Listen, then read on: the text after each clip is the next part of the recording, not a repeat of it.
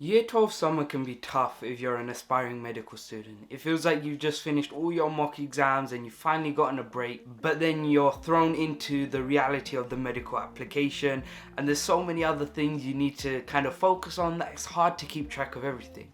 But in this video, I'm going to go through kind of a to-do list for Year 12s who are entering summer if they're an aspiring medical student. There's definitely a few things you need to keep in mind, and I think just having a checklist or a bigger picture of the things you need to get done can definitely help you manage your time and better approach these new challenges. Hey guys, welcome back to the channel. If you're new here, my name's Jacker and I'm a first year medical student studying at UCL, and in this video I want to help you guys kind of better prepare for the medical school application and just know what you're getting yourself into.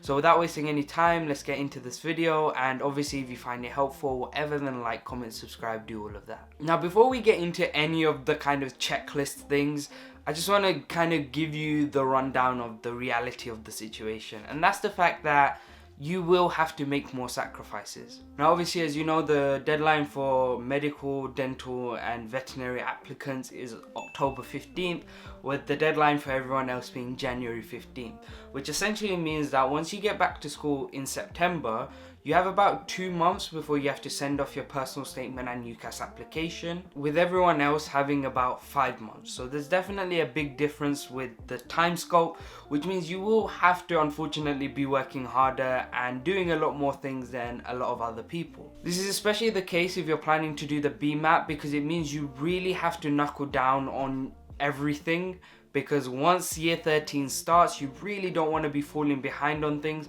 because you have to balance your A levels with your BMAT. But we'll talk a bit more about that later on. This is just to kind of be honest and transparent with you. I think it is important to know that you will be expected to make more sacrifices. You might have friends who aren't applying to medicine and you'll notice they're a bit more carefree, or they're kind of able to focus on their A levels a bit more, kind of other things that you might want to focus on but you unfortunately can't. So I just think it's worth getting that out of the way. This doesn't mean the process is going to be horrendous and you're going to kind of hate your life because of it.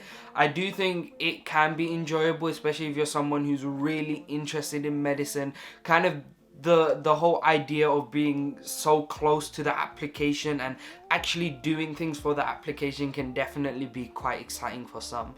So it's not all doom and gloom, just to let you guys know. Now for the first thing on your to-do list, and that is work experience. You really want to use this summer to get work experience. It's going to be such a key factor when you're writing your personal statement, and just in general, especially when you're in the interviews and you're kind of talking about your passion for medicine. Work experience goes a long way in kind of showing them that you know what you're talking about. On top of that, again, if you're someone who's really interested in medicine and is genuinely passionate about the field, work experience can be just what you need to really ignite that passion in you and to keep you motivated throughout the summer to do the things that you need to do. I highly recommend, especially if your summer hasn't started, to look for work experience now. A lot of people say they will look for it once summer starts because they'll have more free time, but the reality is that you kind of have to account for the fact that you're not going to get work experience straight away. Ideally, you want to organize your work experience before summer starts so that you can schedule it to start when summer starts, instead of having to look for work experience at the start of summer and maybe secure it halfway in, by which point you'll be a lot more busy and it's definitely going to feel like you're doing too many things at once. So look for it now and definitely use a part of your summer before all the busyness really kicks in to get work experience out of the way and to get an opportunity to maybe go into a hospital or a care home or, you know, a food bank or whatever, you know, just somewhere where you can get an experience to talk about in your personal statement. And that brings me on to the next thing on your to-do list, which is your personal statement planning. This summer you really want to start at least laying the foundation. This doesn't mean you have to have a full personal statement done by the end of summer, but it's really good to have a few drafts started and at least start the planning process near the beginning. Now in my last video, you'll see I went through kind of how to approach the personal statement as a year 12.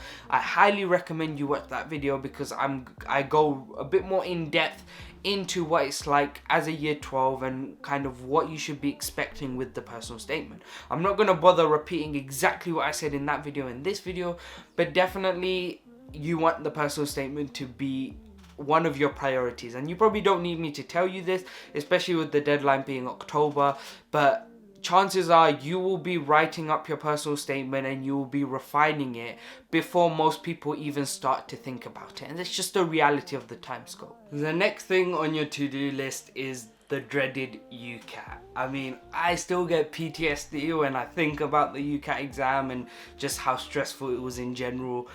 So I do not envy the year 12s who are kind of thinking about sitting it, but it is something that will be a heavy focus of your summer. A lot of people sit the UCAT around late August. I know I sat mine, I think August 23rd or 22nd, I can't remember.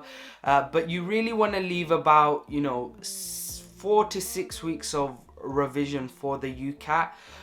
So a lot of people sometimes even start their UCAT revision before summer's even like properly started, just because of how much revision it really takes.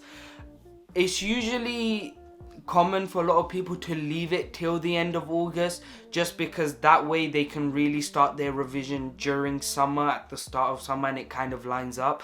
But in my opinion, you want to avoid leaving it till September. I think leaving it too late can be a bad thing as well, especially if you leave it until after year 13 starts. Now, this is personal preference.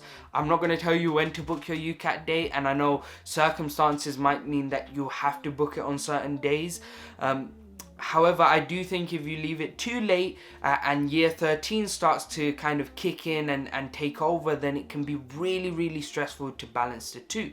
And you really want to minimize as much stress as possible wherever you can. Just make sure that you have your UCAT revision in the forefront, and that you start to kind of look into it and research about it, so that when the time comes for you to book the test and actually start your revision, you'll be able to kind of know what you're getting yourself into. And last but definitely not least is your A-levels. In the middle of all of this, it's very easy to forget that you've got A-level exams, but really all of this effort and all of this hard work will be in vain if you don't get the A-level grades you need to get accepted into your medical schools. So definitely make sure you're still fitting in A-level revision here and there, especially if you have mocks coming up after summer.